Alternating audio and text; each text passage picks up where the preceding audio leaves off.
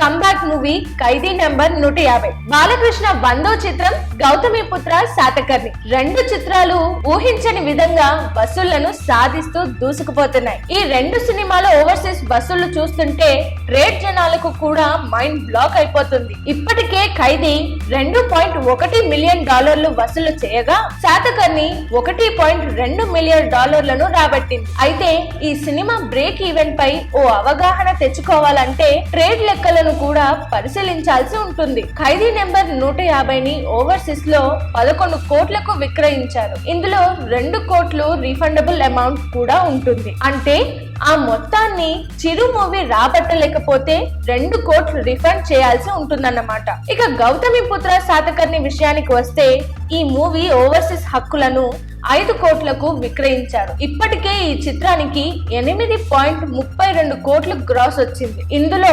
4.6 కోట్ల షేర్ కాగా rest of the world rights అమ్మడం ద్వారా 90 లక్షలు డిస్ట్రిబ్యూటర్లకి వచ్చాయి. అంటే శాతకర్ణి ఓవర్సీస్ డిస్ట్రిబ్యూటర్లకి ఇప్పటికే 50 లక్షల లాభం గడించాడన్నమాట. ఈ వీడియో మీకు నచ్చినట్లయితే please like, comment, share and subscribe. Thank you.